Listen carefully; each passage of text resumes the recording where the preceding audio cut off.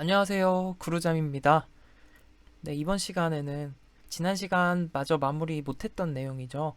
측정 오차랑 표준 오차 먼저 살펴보고 네, 이어서 공부하도록 하겠습니다.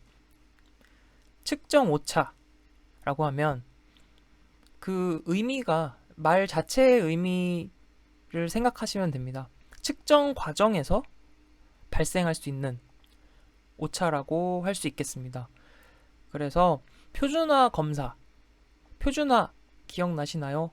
네, 지난 영상에서 서로 다른 체계의 점수를 동등한 조건에서 비교하기 위한 과정이라 그랬죠.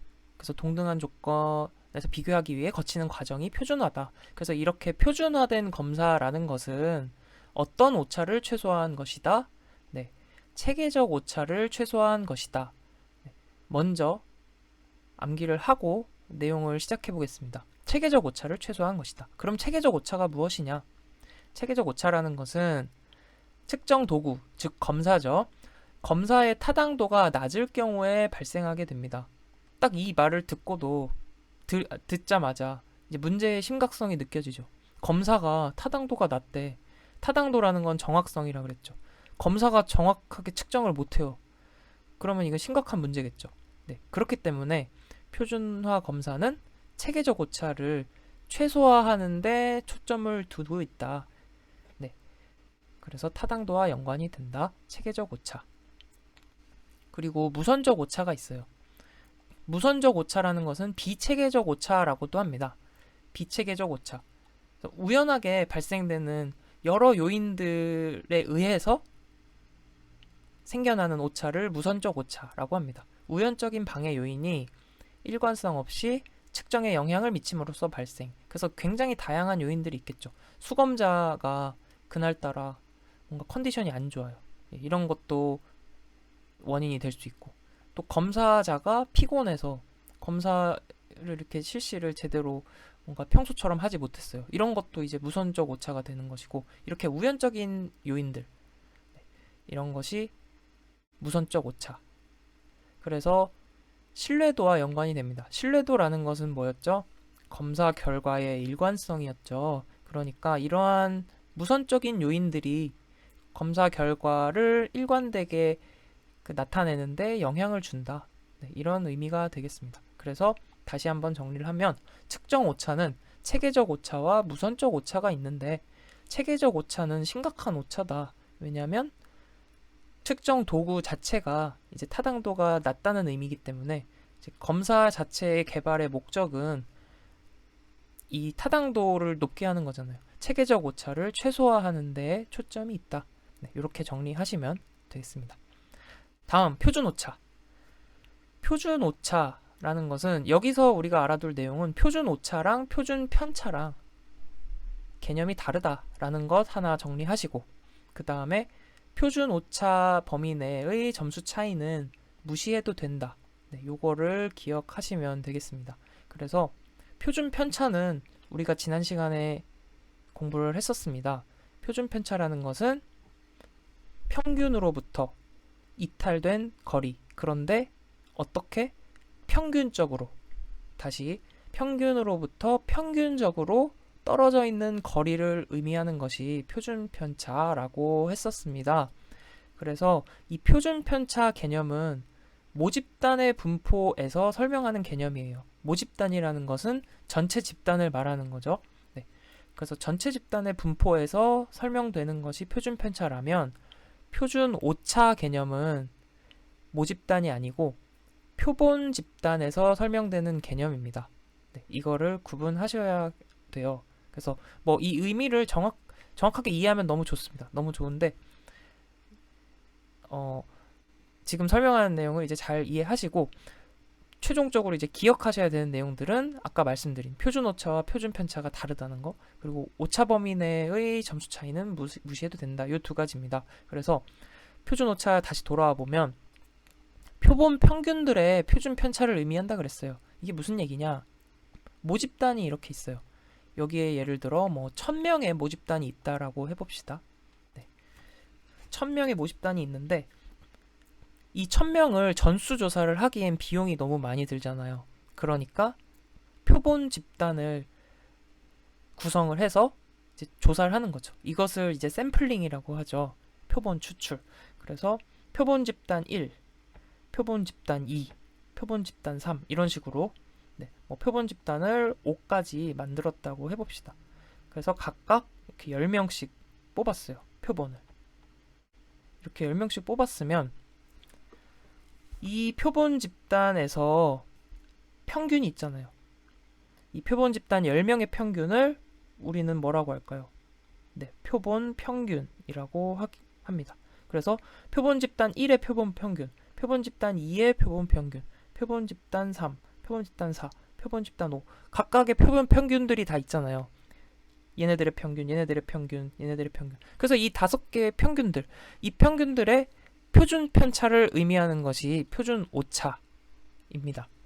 그래서 이 표준 오차는 요 표본 집단들을 가지고 모집단의 평균을 추정할 때 사용이 되는 것이죠. 그래서 이 표본 평균들의 평균을 냈을 때 모집단의 평균이 나온다. 이것이 이제 표본을 가지고 모집단을 추정할 때 기본 원리가 됩니다. 그래서 뭐 요 정도까지는 그냥 이해만 하시고 어쨌든 그래서 표준 오차라는 것은 표본 집단에서 사용되는 개념이다.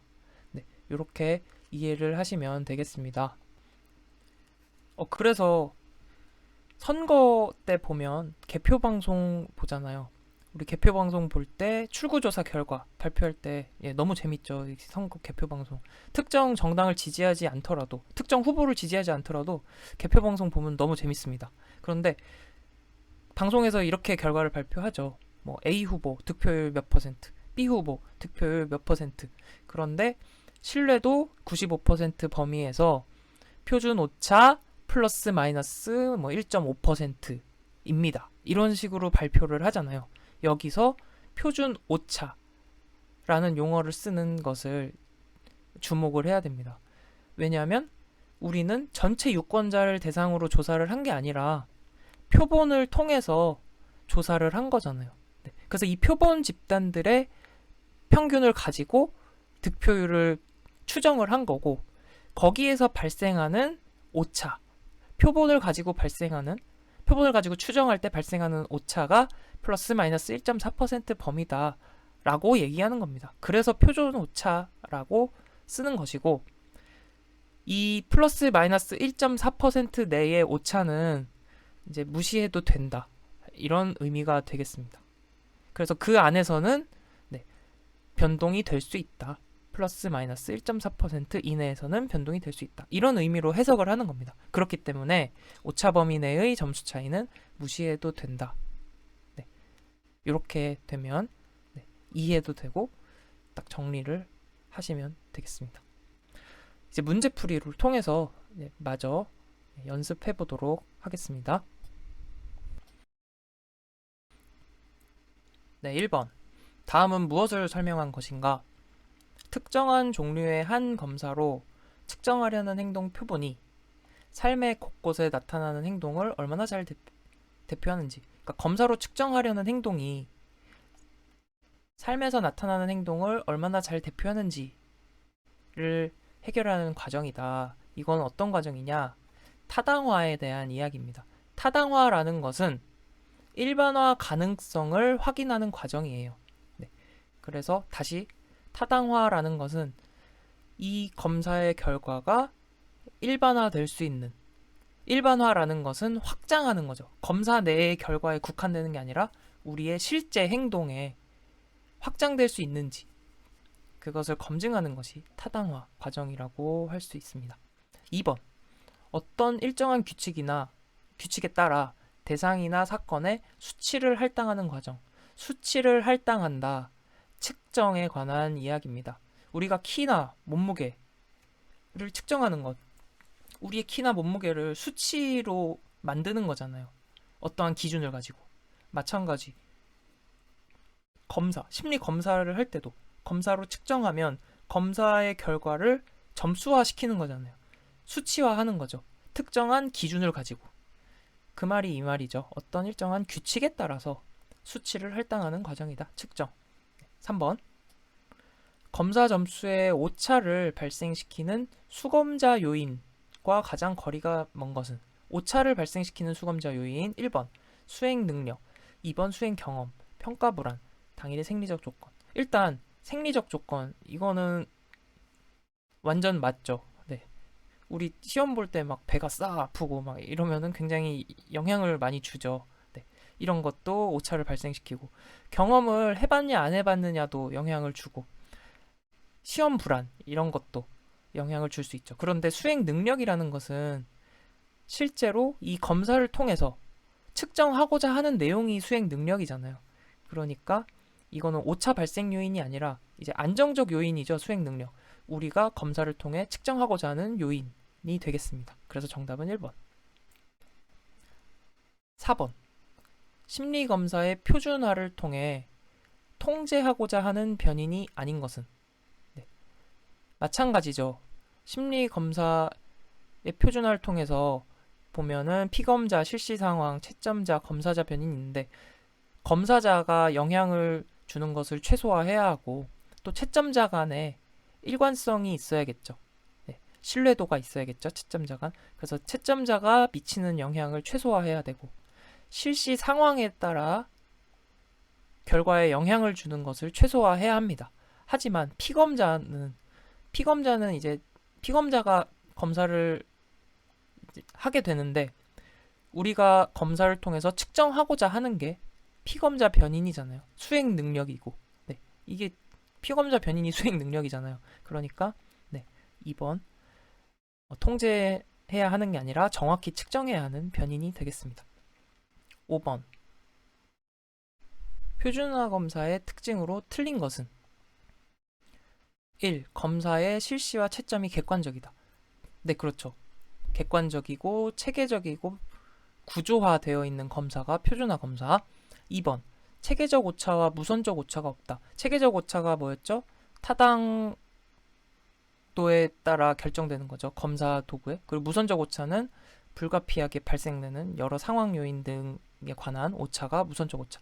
그런데 무선적 오차는 어떻다 그랬어요? 없을 수가 없는 거잖아요. 네. 체계적 오차는 최소화하려고 노력하지만 무선적 오차는 없을 수가 없습니다. 그래서 2번이 틀린 이야기. 나머지 선택지 마저 살펴볼게요. 표준화 검사는 신뢰도와 타당도가 높은 검사입니다. 규준 집단을 비교해서 피검사자의 상대적 위치를 알 수 있다. 그렇습니다. 규준을 통해서 네. 우리 지난 시간에 많이 봤죠? 이 그림. 이렇게 규준의 이 규준 점수 분포가 있으면 이게 평균이고 내 위치, 피검사자의 위치는 뭐 요 지점이다 라고 하면은 상대적 위치가 나오고 점수에 따라 상대적 위치를 확인할 수 있다.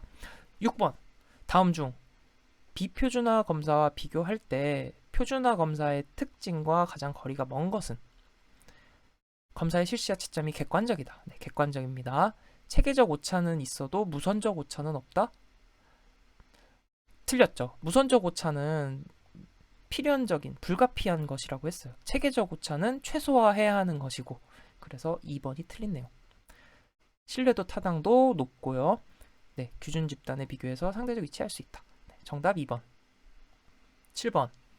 검사 점수의 표준 오차에 관한 설명으로 옳은 것은 표준 오차.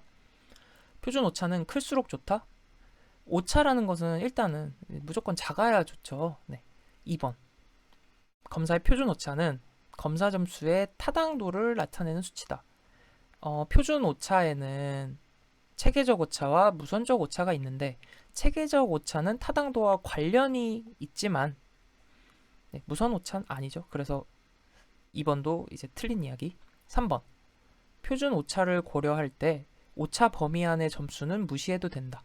네, 무시해도 된다고 했죠. 그래서 출구조사 발표할 때 신뢰도 95%에서 표준 오차 플러스 마이너스 몇 %다. 이 범위 안의 점수는 오차가 있을 수 있으니 감안하고 보세요 라는 거잖아요. 그러니까 3번이 맞는 이야기. 네. 검사의 표준 오차는 표준 편차의 다른 표현이다? 아니죠. 완전히 다른 거라고 했죠. 표준 편차는 모집단의 분포에서 얘기하는 내용, 표준 오차는 표본 집단들의 평균을 가지고 모집단 평균을 추출할 때 사용되는 그러니까 표본 집단에서 언급되는 내용이다. 표준 오차. 네. 8번으로 갑니다. 8번. 검사 점수의 표준 오차에 관한 설명으로 옳은 것은? 표준 오차는 클수록 좋다 아니라고 했습니다. 표준 오차는 타당도를 나타내는 수치다. 이게 체계적 오차와 관련된다 그랬죠. 타당도는. 그래서 틀린 이야기. 표준 오차 고려할 때 오차 범위 안의 점수 무시해도 된다. 그래서 정답 3번인데 4번을 확인하려고 또 집어넣은 문제예요. 표준 오차가 크더라도 검사 점수에서 작은 차이도 받아들여야 한다. 표준 오차가 크다라는 것은 어때요? 표준 오차가 크다라는 것은 검사 이제 오차가 표본의 오차가 크다는 이야기이기 때문에 네, 검사 점수의 검사 결과 점수를 의심해야 된다라고 해야겠죠. 그래서 정답은 3번. 지능검사 점수와 학교에서의 성적 간의 상관계수가 0.5일 때 상관계수가 0.5라고 했어요. 이에 대한 설명으로 옳은 것은 네, 여기서는 이제 상관계수와 설명량의 관계를 한 가지만 정리를 하고 넘어가겠습니다. 여기서 지능검사 점수랑 학교 성적 간의 상관계수가 이제 R로 표현을 하는데 0.50이래요. 근데 이게 상관계수죠. 근데 결정계수라는 개념이 있습니다. 결정계수는 이제 R 제곱으로 표시를 하는데 결정계수. 그런데 이 결정계수는 이 지능검사 학교 성적 관계에서 지능검사가 학교 성적을 설명해주는 설명량을 의미합니다. 설명량. 결정계수가 의미하는 것은 설명량. 그래서 이 0.5를 제곱한 0.5 곱하기 0.5 하면 0.25가 되겠죠. 0.25라는 것은 이 지능검사 점수가 학교 성적을 설명해주는 설명량이라고 할 수 있어요. 즉 0.25만큼 설명을 한다. 다시 말해서 지능검사 점수는 학교 성적을 학교 성적 별량의 약 25%를 설명한다. 네, 이렇게 이해하시면 되겠습니다.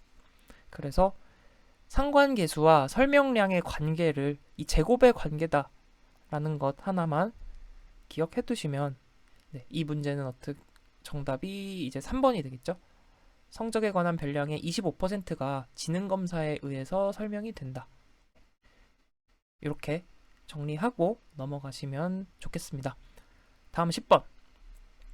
오차 별량의 원인을 특정 문항의 표집에 기인한 것으로 가정하는 신뢰도 계수. 그러니까 이제 오차가 발생하는 원인을 특정 문항의 표집에 있다라고 본 거죠. 특정 문항을 표집하는 과정에서 오차가 발생한다라는 이야기입니다.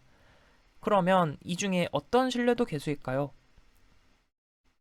일단은 특정 문항을 표집한다라는 말에서 힌트를 얻으면 네, 특정 문항들을 모아서 어떤 검사를 새로 만든다는 의미로 봤을 때 이제 동형검사 신뢰도 계수. 네, 요렇게 모르더라도 이렇게 찍어볼 수 있겠습니다. 네. 이제 문제로 다시 돌아와서 얘기를 하면 동형검사 신뢰도 계수의 이제 단점이라고 할 수 있어요.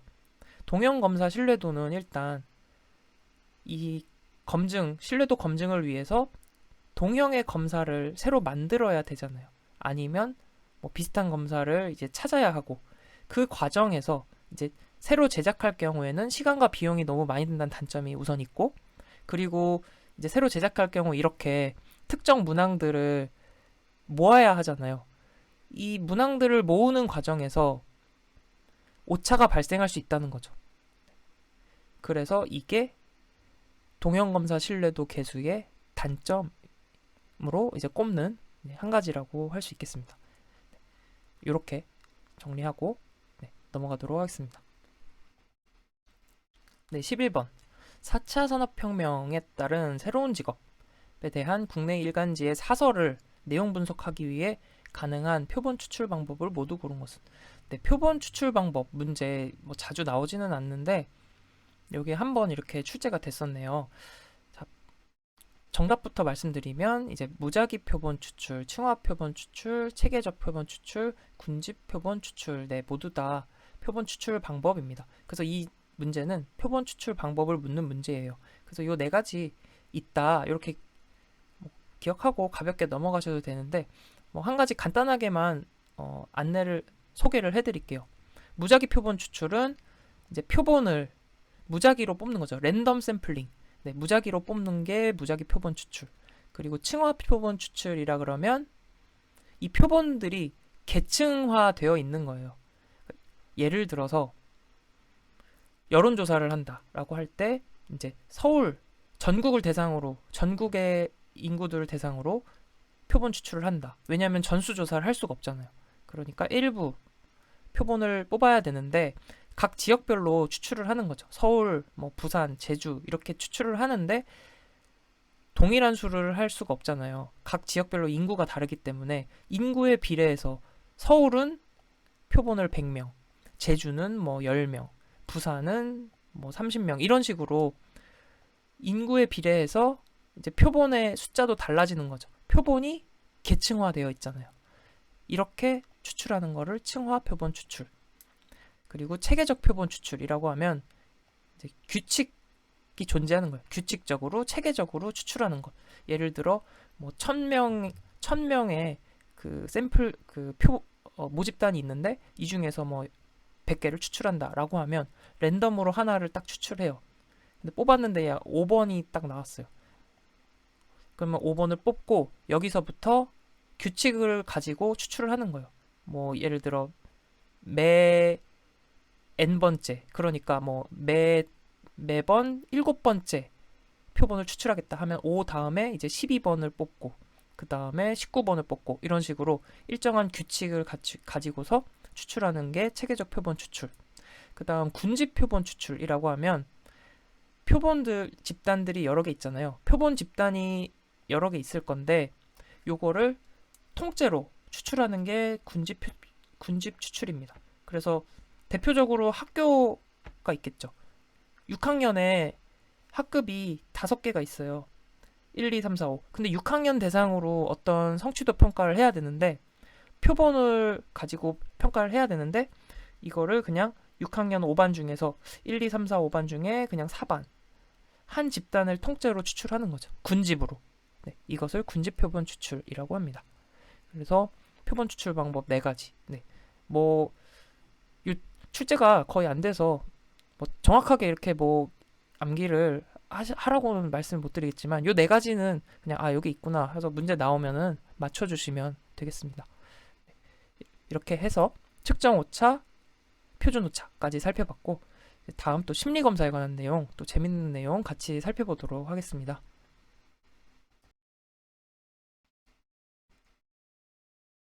네, 심리검사 유형, 종류 등에 관한 내용입니다.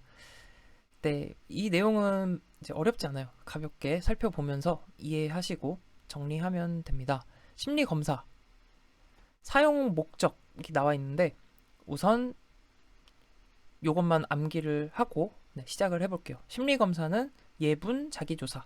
심리검사의 사용 목적은 예분 자기조사. 그래서 예분자조라고도 하는데 첫 번째 예측입니다. 그래서 심리검사 결과를 통해서 미래의 행동을 예측하는 목적이 있다. 다음 예분 자기조사라 했어요. 예분 분류하고 진단하는 것입니다. 분류 및 진단. 예분 자기조사, 예분자조, 예측, 분류 및 진단. 그래서 검사를 통해서 내담자 문제의 원인을 파악하는 것이죠. 그 다음 자기이해. 자기이해. 마지막 조사 및 연구. 그래서 조사, 연구 목적으로도 사용된다. 예분자조, 예쁜 자기조사. 네, 암기 다 되셨죠, 이제? 예분자조. 같이 한번 해볼게요. 예측, 분류 및 진단. 자기이해. 조는 조사 및 연구. 네, 이렇게 예분자조. 사용 목적 끝. 다음 심리검사 분류로 넘어갑니다.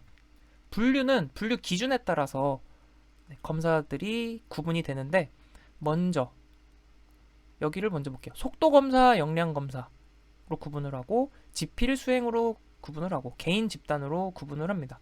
자, 이거는 실시 방식에 따른 분류입니다. 실시 방식에 따라서 심리 검사를 분류한 건데, 속도 검사라고 하면 스피드 테스트. 네, 스피드 테스트. 속도를 측정하는 거죠. 숙련도를 보는 검사가 속도 검사입니다. 반대로 역량 검사라는 것은 파워 테스트라고 하는데, 이 내담자의 문제 해결 능력을 확인하기 위한 검사가 역량 검사입니다. 그래서 속도, 역량으로 이제 구분이 되고, 또 지필 수행, 이거는 쉽죠. 지필로 실시하는 거, 직접 수행하는 것을 보는 것. 그 다음 개인 집단 검사는 개인으로 실시, 집단으로 실시, 이렇게 실시 방식에 따라 구분이 된다. 다음 사용 목적에 따른 분류가 있습니다. 사용 목적에 따라 상대평가, 절대평가 이렇게 이해하시면 가장 쉽습니다. 네. 우리가 적성 검사 또는 뭐 여러 가지 표준화된 검사들이 어떻게 만들어지죠? 우리가 결과를 무엇을 참조하나요? 무엇을 만들어서, 표준화된 검사는 규준을 만들어서 하죠. 규준을 만들어서 상대적 비교를 한다. 네. 이게 무슨 검사죠? 네. 규준 참조 검사라고 합니다. 반대로 절대평가, 직업상담사 2급 시험이 절대평가죠. 네. 특정 기준만 넘어서면은 이제 합격이 되는, 그래서 상대적 비교가 아니라 절대평가, 이거는 준거 참조 검사라고 합니다. 상대평가, 규준 참조 검사, 절대평가, 준거 참조 검사, 이거는 검사의 사용 목적에 따라 분류한 것이다. 네. 마지막 측정 내용에 따른 분류입니다. 측정 내용에 따른 분류는 능력 검사, 능력을 측정하는 것, 그리고 성향을 측정하는 것, 그리고 검사 장면에 따라서 분류하는 것 등이 있습니다. 그래서 능력 검사라고 하면 수행을 극대로 하도록 유도하는 검사입니다. 수행을 극대화하도록 하는 검사. 지능 검사가 있겠죠. 대표적으로 K-웨이즈라는 것은 K, 한국판 웩슬러 지능 검사를 K-웨이즈라고 합니다. 네. 그리고 적성 검사는 GATB가 있습니다. 대표적으로. 여기 굵은 글씨는 꼭 기억을 해두세요. 문제에 출제가 많이 되고, 일단 여기 나온 검사들은 기본적으로 여러분들이 기억을 해두셨으면 해서 이제 넣어둔 거니까 다 기억을 해두시면 좋고요. 네. 굵은 글씨는 반드시 좀 정리를 해두시기 바랍니다. 그래서 GATB라는 것은 뒤에서 공부를 하게 될 텐데, 직업 적성 검사, 일반 직업 적성 검사입니다. 네. 그래서 이것도 이제 능력을 측정하는 검사가 되겠고, 성취도 검사, 능력 검사죠. 그래서 학업 성취도 검사, 이런 검사가 극대 수행 검사, 능력 검사. 그래서 지능, 적성, 성취도 검사가 포함된다. 적성 검사, GATB 포함된다는 것. 그 다음 성향 검사. 성향이라는 것은 수행인데 어떤 수행이에요? 습관적 수행이라고 할 수 있죠. 성향이라는 것은 안정적인 특징을 지닌 것을 성향이라고 하죠. 그래서 습관적 수행 검사. 대표적으로 성격이 있죠. 성격. 그리고 흥미가 있고, 그리고 태도가 있습니다. 성격, 흥미, 태도, 이런 것을 우리는 성향이라고 부르고, 성격 검사로는 우리가 잘 아는 MBTI가 있고, MMPI 있고, 빅5 있고, 또 CPI가 있다는 것, 이거는 이제 기억을 해두시기 바랍니다. 좀 생소할 수 있기 때문에 CPI에 굵은 글씨를 해놨어요. CPI. 그리고 MBTI 여러분들 많이들 아시죠? 이게 사람들이 이제 많이 이제 대중적으로 많이 사용하는 그런 검사입니다. 그런데 사실 MBTI 검사 보면은 그냥 뭐 좀 많은 오해들이 있는 것 같아요. 제가 보기에는, 제가 느낀 건 이제 딱 두 가지가 좀 우려되는, 또 오해가 있다고 생각하는 두 가지가 있었는데, 얘기를 해볼까요? 네, 뭐 좀 딴소리 잠깐만 하겠습니다. 첫 번째는 이 MBTI 검사를 약간 그 뭐 혈액형 검사나 심리 테스트처럼 이렇게 생각하는 분들 많으시더라고요. 네. 혈액형이나 심리 테스트는 진짜 말 그대로 재미로 하는 거고, 어떤 과학적 근거가 이제 마련되지 않은 것들인데, MBTI 검사는 실제로 그 융의 분석 심리학 이론을 기반으로 해서 만들어진 검사입니다. 다만 신뢰도와 관련해서 신뢰도라는 것 우리 공부했었죠. 검사 결과의 일관성을 말하는 게 신뢰도잖아요. 이 신뢰도 측면에 있어서 조금 안정적이지 않은 부분이 있다고 생각을 해요. 네. 그런 부분들의 뭐 아쉬움이 있지만 그럼에도 불구하고 여러 가지 단순하고 접근하기 쉬운 이런 부분들로 인해서 네, 많이 이제 대중화되었고 네, 그런 부분에서 좀 구분이 되어야 한다고 생각을 합니다. 그래서 이것을 뭔가 그냥 재미로 뭐 좀 미신적인 네, 이런 걸로 이제 보는 분들이 의외로 많아서 좀 놀랐었고 두 번째는 이 이제 제가 생각하는 심리 검사 제가 생각하는 것뿐만 아니라 심리 검사의 존재 자체 목적이 이 사람에 대해서 이제 알고 싶고 이해하기 위한 목적으로 사용되는 것이 심리 검사입니다. 그런데 좀 MBTI 검사를 보면서 오히려 좀 반대가 됐다고 느꼈어요. 오히려 어떠한 틀을 가지고 유형의 틀을 가지고 그 사람을 판단하는데 이 검사 결과를 사용하는 경우를 너무 많이 봐요. 실제로 극단적인 경우는 예전에 몇 년 전에는 채용 과정에 있어서 특정 MBTI를 뭐 배제하거나 이런 경우까지 봤어요. 네. 그래서 이거는 조금 이제 위험할 수 있다. 이제 심리 검사에 있어서 사용이나 해석에 있어서 그래서 엄격한 제한을 두는 것 같아요. 이 MMPI 검사 같은 경우는 일정한 자격을 갖추지 않으면 이 검사를 실시하거나 해석할 수 없게 되어 있거든요. 이제 이런 것처럼 이제 심리 검사의 사용에 있어서 그 목적에 맞게 이제 좀 올바르게 사용하는 게 중요하다고 생각해요. 우리가 인터넷 댓글을 달 때 이 똑같은 손가락으로 인터넷 댓글을 다는 거지만 어떻게 쓰면은 굉장히 뭐 사람에게 힘이 되고 용기가 될 수 있지만 또 어떻게 잘못 사용되면 이게 칼처럼 어떤 사람을 죽이는 데 사용될 수도 있어요. 그런 것처럼 심리 검사 자체가 MBTI 검사 자체가 이 사람을 알고 싶고 이 사람을 좀 더 이해하고 도움이 되기 위한 이런 목적으로 사용이 되어야지 어떤 틀에 이 사람을 가두고 판단해버리는 쉽게 판단 내려버리는 네, 이런 목적으로 사용되는 건 좀 개인적으로 많이 우려가 되기는 하더라고요. 그래서 물론 이제 검사가 대중화되면서 필연적으로 뭐 그런 부분들이 발생할 수밖에 없는 일이지만 네, 그래도 이제 좋은 의도로 좀 활용되는 네, 그런 기회가 많아지기를 기대를 하면서 네, 잠시 얘기를 해봤습니다. 그래서 네, CPI, MBTI, MMPI, 또 빅5 성격 이론 대표적인 이론인데 뒤에서 또 공부를 할 거예요. 그래서 이렇게 성격 검사가 존재한다. 그리고 흥미 검사는 직업 선호도 검사가 있습니다. 직업 선호도는 이제 영어로 이제 VPI 검사라고 하는데 이제 직업 선호도 검사, 쿠더 직업 흥미, 스트롱 흥미 검사 대표적이죠. 이렇게 흥미 검사가 있다. 그리고 태도 검사로는 직무 만족도 검사. 그래서 성향 검사라는 것은 성격, 흥미, 태도를 측정하는 것이고 성격 검사는 CPI, 흥미 검사 VPI 이렇게 정리를 해두시기 바랍니다. 마지막 검사 장면에 따른 분류. 검사 장면, 모의 장면 검사, 실제 장면 검사, 축소 상황, 경쟁 장면이 있는데 모의 장면이라는 것은 인위적으로 그 상황을 만들어 놓고 측정을 하는 거죠. 네. 그리고 실제 장면은 실제 상황에서 측정을 하는 검사. 축소 상황이라는 것은 이제 인바스켓 테스트라고도 합니다. 네. 그래서 어떠한 실제 상황보다 그 상황을 이제 요약, 압축, 축소시켜 놓은 상황 하에서 측정을 하는 걸 축소 상황 검사. 그리고 경쟁 장면 검사라는 것은 이제 컴피티션이죠. 실제로 경쟁하는 장면을 만들어 놓고 예를 들면 대표적으로 그런 프로그램들 있잖아요. 요리 경연 프로그램 이런 것들 갑자기 과제를 딱 던져주고 여기에 맞는 요리를 하시오.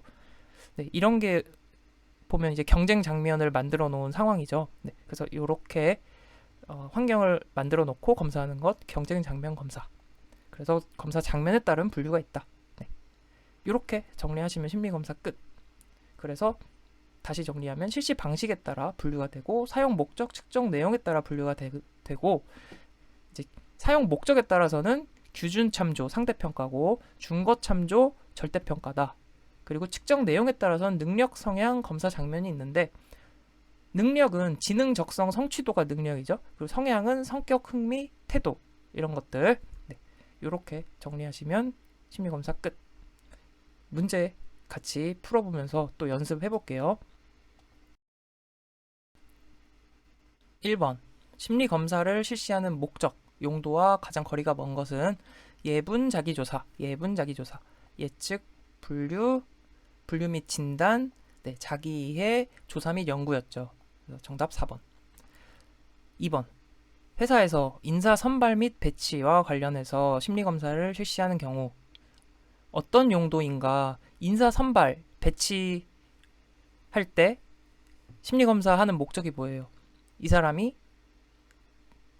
뽑았을 때 혹은 이 사람을 배치했을 때 그 포지션에서 일을 잘 할 것인가? 라는 거잖아요. 이 예측이죠. 3번 심리검사에 관한 설명으로 틀린 것은 1. 행동 표본을 측정할 수 있다. 그렇습니다. 심리검사라는 건 행동을 관찰하고 측정하는 것이죠. 2번 개인 간 비교가 가능하다. 네, 어떤 검사죠? 준거가 아니고 규준 참조 검사. 개인 간 비교, 상대적 비교 가능하다. 3번 심리적 속성을 직접적으로 측정한다. 직접적으로 측정할 수 없죠. 심리적인 우리의 마음을 어떻게 직접 측정해요? 우리의 마음을 그래서 심리 검사에서는 이게 조작적 정의라고 하죠. 우리의 심리적 속성을 마음속의 심리적 속성을 조작적으로 개념화하고 그 개념을 측정하는 거죠. 그러니까 직접적이라고 볼 수가 없습니다. 직접적인 측정이 아닙니다. 그래서 3번 정답이고요. 4번 심리평가의 근거 자료 중 하나이다. 네, 그렇습니다. 아주 중요한 근거 자료가 되죠. 4번으로 갑니다.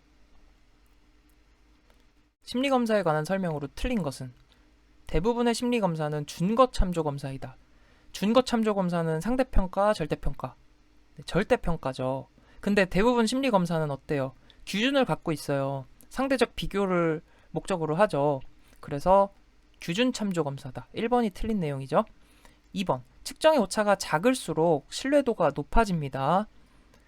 검사의 신뢰도가 높으면 타당도도 높게 나타나지만 항상 그런 것은 아니다.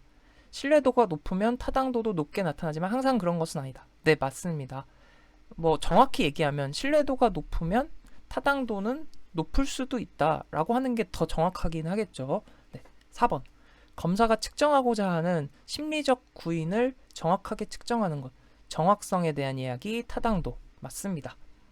5번 심리검사에 관한 설명으로 가장 거리가 먼 것은 심리검사의 목적은 검사 결과를 얻는 것이다?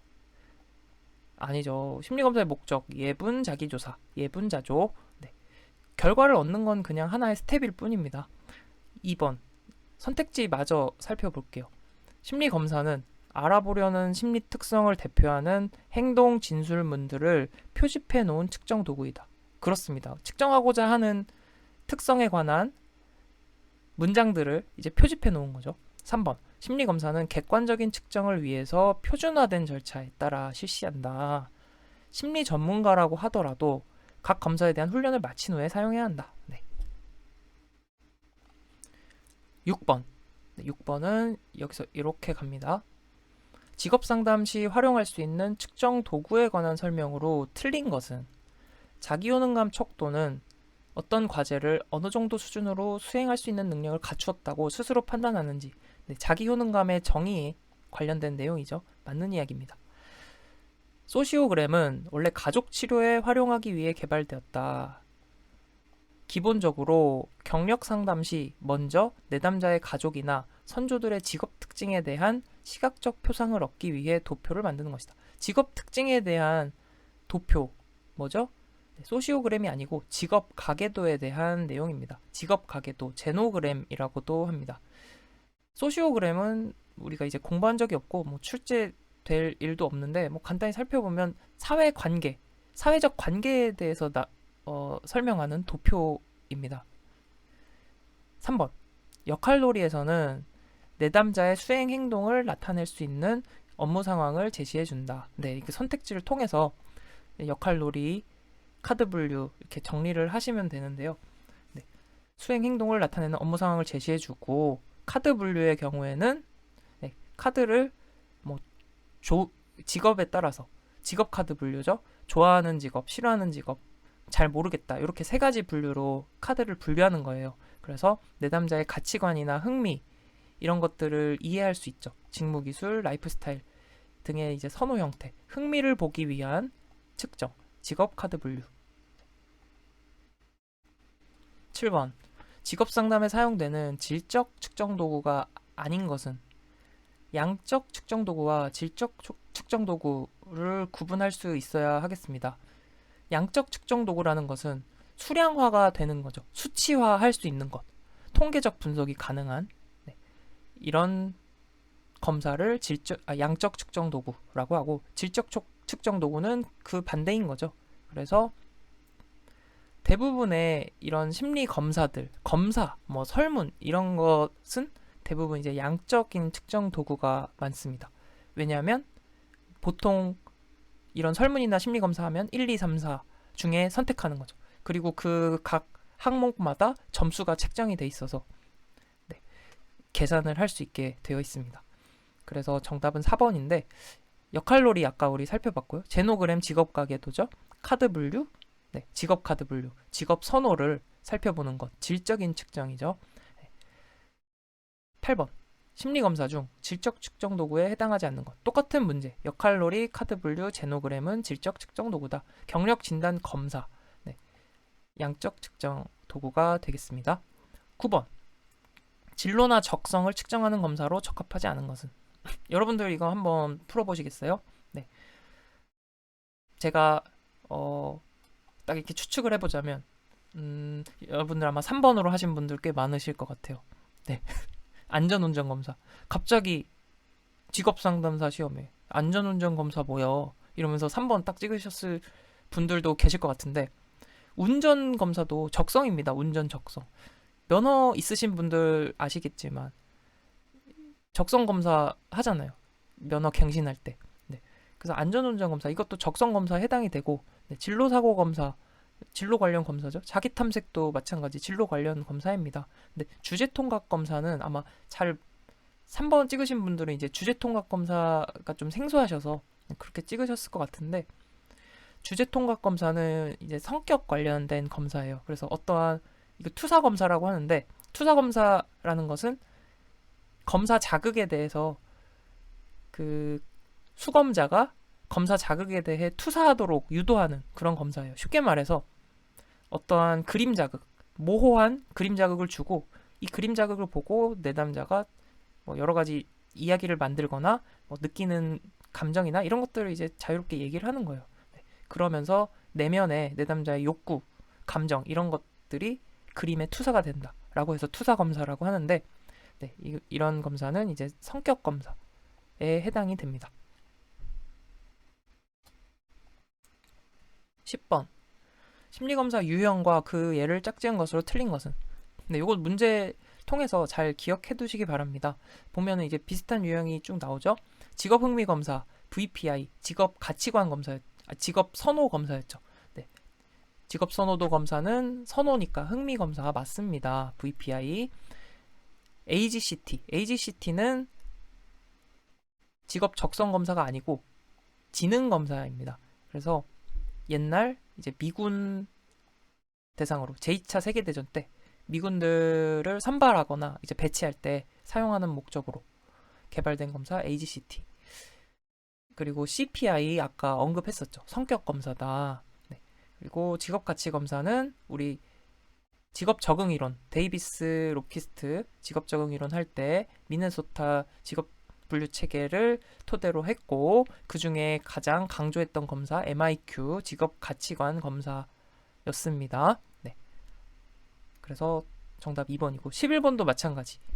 심리검사 유형과 그 예를 짝지은 건 틀린 것. 네.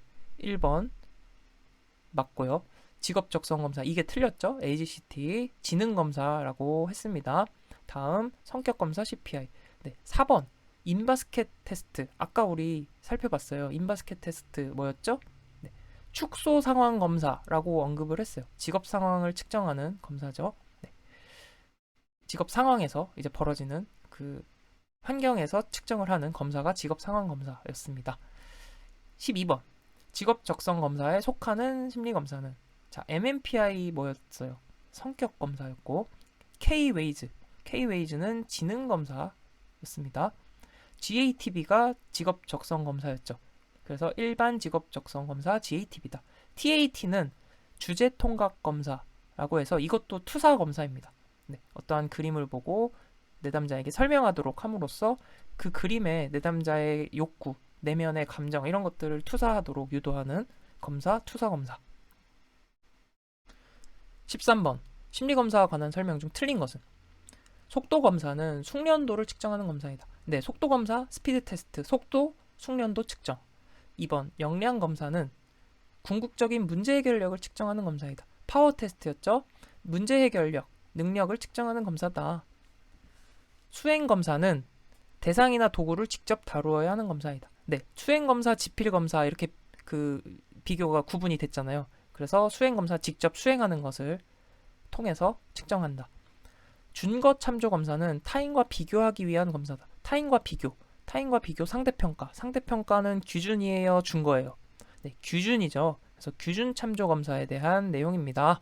정답 4번. 14번. 준거 참조 검사에 대한 설명으로 옳은 것은? 준거는 절대평가. 네, 절대평가에 관한 내용 찾아보겠습니다. 1번. 다른 사람 점수와 비교, 상대평가죠. 상대적인 정보, 네, 상대평가. 성격이나 적성 검사에 주로 사용. 이건 보통 성격 적성 검사는 표준화된 검사고 상대평가, 규준 참조 검사였죠. 네, 4번. 기준 점수는 검사, 조직의 특성, 시기 등에 따라 달라질 수 있다. 네, 이게 절대평가에 관한 준거 참조 검사에 관한 설명입니다. 정답 4번. 15번. 심리검사는 다양한 기준을 적용하여 분류할 수 있다. 검사의 실시 방법에 따른 분류에 해당하지 않는 것은? 네, 실시 방법에 따른 분류는 속도 역량 검사, 개인 집단 검사, 지필 수행 검사였었습니다. 규준 참조 검사 상대평가고 준거 참조 검사 절대평가죠. 이거는 어떤 분류였죠? 네, 사용 목적에 따른 분류에 해당이 됩니다. 16번. 능력 검사에 해당하지 않는 것은? 능력은 적성이고 성취도고 지능이 능력에 해당이 되죠. 흥미는 성향 검사에 해당이 됩니다. 17번. 최대 수행 검사 중에서 적성 검사와 성취 검사를 구분하는 기준. 무엇으로 구분을 할까요? 문항의 유형, 채점 방식, 실시 목적, 규준의 산출 방식. 네, 이거는 실시 목적이 다릅니다. 그쵸? 성취 검사는 어떠한 교육 이후에 그 성취도를 평가하는 게 성취 검사고, 적성 검사는 말 그대로 이 사람이 가진 적성을 측정하고자 하는 것이 적성 검사이기 때문에 이제 실시의 목적이 다릅니다. 그래서 적성 검사는 뭔가 선발할 때 이제 많이 활용을 하게 되죠. 입사 시험 볼 때 이제 적성 검사를 많이 보고, 네. 성취 검사는 그 안에서 이제 뭐 교육 이후에 평가를 할 때 사용이 됩니다. 네, 이렇게 해서 심리 검사 관련된 내용까지 살펴봤고, 조금만 더 살펴보고 네, 이번 영상 마무리를 할게요. 네, 화이팅 하시고요. 잠깐만 기다려주세요. 네, 객관적 검사와 주관적 검사 가볍게 간단하게 정리하고 네, 마무리하도록 하겠습니다. 객관적 검사라는 것은 말 그대로 네, 객관적인 검사, 그러니까 구조화된 검사예요. 틀이 딱 갖춰져 있는 검사죠. 그래서 신뢰도가 높습니다. 대체로 표준화가 되어 있는 경우가 많기 때문에, 구조화되었다는 의미가 표준화되었다라는 의미로 보셔도 무방합니다. 그렇기 때문에 이렇게 구조화되고 표준화되려면 검사가 대체로 어때요? 네, 이렇게 응답이 선다형 응답이나 이분형 응답이 되어야 표준화하기 쉽겠죠. 마찬가지 제한적인 반응이 나올 수밖에 없습니다. 응답의 범위가 제한되어 있기 때문에 1, 2, 3, 4 중에 하나 골라야 되잖아요. 반응 범위가 제한되어 있다.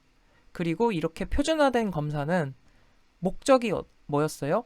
상대평가, 상대적 비교 목적, 준거 참조 검사라고 했었지요. 그래서 객관적 검사는 이런 특징들이 있다. 대표적인 검사로는 K-웨이즈, 지능 검사, 그리고 TCI는 기질 검사입니다. 그리고 MBTI 검사, 이런 검사들이 있다. 반대되는 개념이 투사 검사입니다. 그래서 주관적 검사라고도 하는데 투사적 검사, 말 그대로 투사 우리 공부했었죠. 프로젝션, 나의 수검자의 내면의 이런 욕구나 감정을 투사시키도록 하는 검사가 투사적 검사입니다. 그래서 풍부한 반응을 유도하는 데 목적이 있어요. 그렇기 때문에 응답의 범위가 제한되어 있지 않고 자유롭게 응답할 수 있도록 하는 것이죠. 예를 들면 어떠한 그림이나 모호한 잉크 반점 자극이나 이런 것들을 수검자에게 보여주고 이것을 보고 여러 가지 이야기를 만든다던가 떠오르는 감정이라든가 이런 이야기들을 함으로써 내담자 내면의 이런 욕구, 생각들을, 감정들을 그림에 이제 투사시키도록 하는 게 투사적 검사다. 그렇기 때문에 구조화되어 있지 않습니다. 비구조화 검사고, 그래서 상대적으로 객관적 검사보다는 신뢰도가 낮을 수밖에 없겠죠. 하지만 그 반면에 반응의 범위가 제한되어 있지 않기 때문에 개인의 독특한 심리적 반응을 측정할 수 있다는 특징이 있습니다. 그래서 투사적 응답을 유도한다고 했고요. 대표적인 검사로는 HTP, 집, 나무, 사람 검사, 집, 나무, 사람을 그리도록 해가지고 또 그 그림에 대해서 이제 이야기를 해보고 이런 걸 통해서 투사적인 응답을 확인하는 이런 검사가 되겠습니다. 마찬가지 문장을 완성하도록 하는 것, 또 TAT 검사, 주제통각 검사 앞에서 얘기했었죠. 그림을 보고 이야기하는 것. 로샤 검사가 잉크 반점 검사입니다. 로샤 잉크 반점 검사. 모호한 잉크 반점 자극들을 이렇게 카드를 보여줘요. 그러면서 이게 무엇으로 보이는지, 또 이것에 대해서 여러 가지 느끼는 감정들, 이런 것들, 이야기들 자유롭게 함으로써 측정하는 검사가 투사 검사 되겠습니다. 그럼 객관적 검사, 투사적 검사 끝. 문제풀이 간단하게 하고 마치도록 하겠습니다. 1번. 심리검사의 유형 중 객관적 검사의 장점이 아닌 것은? 검사 실시의 간편성. 간편하겠죠. 왜냐하면 딱 반응 범위가 정해져 있으니까 누가 실시해도 검사자가 누구이든지 간에 영향을 상당히 적게 받겠죠. 객관적이고 표준화되어 있기 때문에. 그래서 객관성이 높아질 수 있다. 표준화된 검사를 떠올리시면 되기 때문에 높은 신뢰도를 갖는다. 하지만 반응의 풍부함은 투사 검사에 해당되는 내용. 2번. 투사적 성격 검사, 투사법 성격 검사가 아닌 것은? 로샤 검사, 잉크 반점을 제시한다 그랬죠. 주제 통각 검사, 문장 완성 검사. 근데 MBTI 검사는 아닙니다. 3번. 투사적 심리 검사가 아닌 것은? 이게 영어에 이게 현혹되지 마시고 이 뒤에 내용을 보시면 됩니다. Incomplete sentences blank. 문장 완성 검사예요. 그러니까 완성되지 않은 빈칸을 채우는 거죠. 그래서 문장 완성 검사, 이거는 로샤 잉크 블럿 테스트, 로샤 잉크 반점 검사, 로샤 검사죠. TAT, 주제 통각 검사입니다. 4번. 인지 능력 검사. 인지 검사. 이건 투사적 심리 검사가 아니죠. 그래서 정답은 4번이 되겠습니다. 이렇게 해서 객관적 검사, 투사적 검사까지 정리를 해봤습니다. 장시간 동안 정말 고생 많으셨고요. 여러분들 학습에 도움이 되었으면 좋겠습니다. 좋아요도 눌러주시고 응원의 댓글 남겨주시면 저도 큰 힘이 될 것 같습니다. 여러분들 남겨주시는 댓글들 저도 이제 감사하게 또 잘 읽고 또 힘을 내서 이제 준비를 하고 있습니다. 여러분들도 남은 기간 또 화이팅 계속 힘내시고 항상 이제 꾸준함이 중요한 것 같아요. 그래서 저도 네, 그런 좀 꾸준함을 이제 많이 기르기 위해서 네, 노력을 하고 있고, 네, 앞으로도 계속 꾸준히 잘 준비할 수 있도록 하겠습니다. 다음 영상으로 다시 돌아오겠습니다. 감사합니다.